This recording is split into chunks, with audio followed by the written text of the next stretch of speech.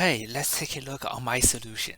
So for the first step, I want to force I want to force two strings into two lists, and then I can do that by doing a typecasting.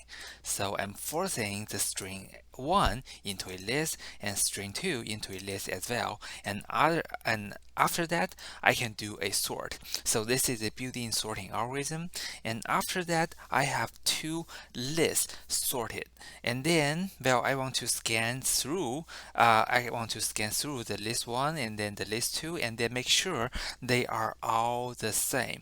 And if I find there it's not a match, and then I can stop, and then I say, okay, that's not a match. Okay, so if you want to talk about the time complexity, there's one thing we want to be careful about. It's this one.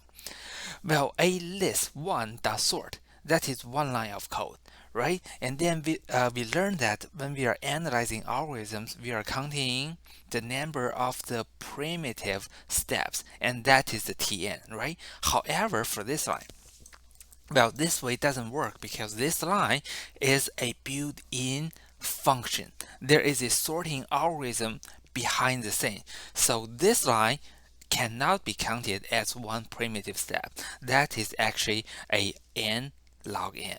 So that is a n log n here, another n log n here. We want to be aware of that. And for this one, this is the iteration of n rounds because we are comparing whether the a list 1 and a list 2 are the same or not.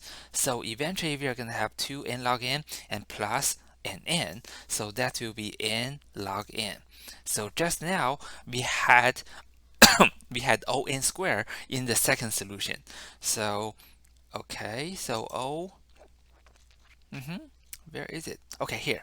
So we had the O n squared here. Now we have O n log n. So O n log n grows much slower than O n squared. So we are improving that. Okay, so let's see the last one. So the last one is we are going to do a count and compare. This means we are going to count how many A's, how many B's, how many C's are there. Okay, so we started from a list of 0, 0, 0, 0, 0, 0. And they are for A, B, C, D, E, F, G, etc.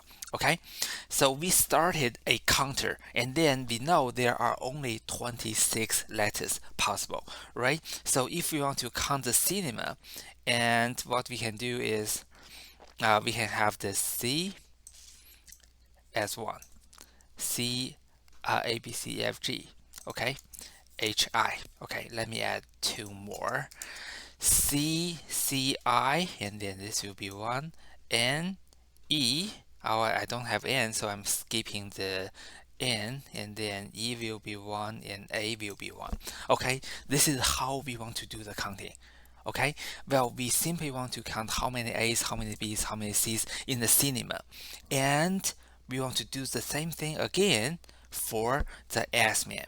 So eventually, we simply have to compare the letter counts between cinema and Iceman, and if they are the same, and then those two strings are anagram.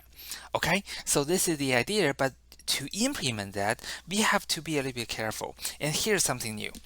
Well, for each of the letter, we can custom into a ASCII2 value. So ASCII2 is how we represent all the possible letters or all the possible characters in a computer system. So if we force the A to be a ASCII value, and then that is 97.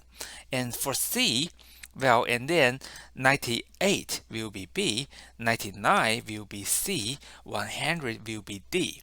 Okay, so if you want to grab the ASCII value for C and minus the ASCII value for A, and then that is a 2.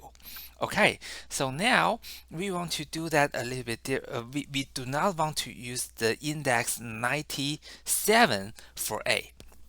Instead, here, I want to use the index 0 for A. Okay, so you do have to fix the ASCII value and then make them the corresponding indexes for the value count list here. So I'm creating the C1 to do the value count, or the letter count for the S1, and then I'm using the C2 to do the letter count for the S2.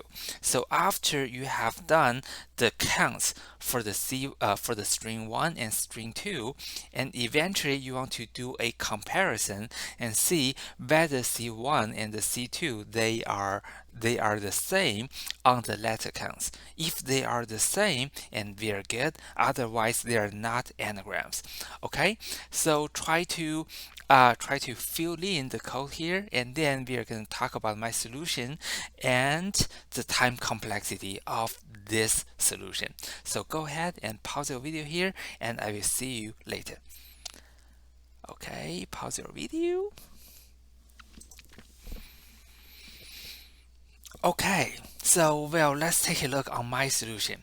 My solution is, there are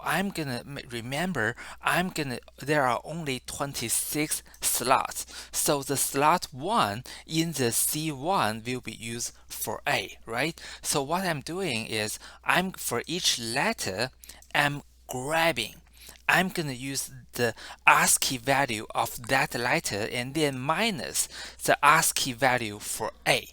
So if that is a, and then I'm going to put that ASCII value A minus ASCII value A, and then that will be on slot 0 of C1.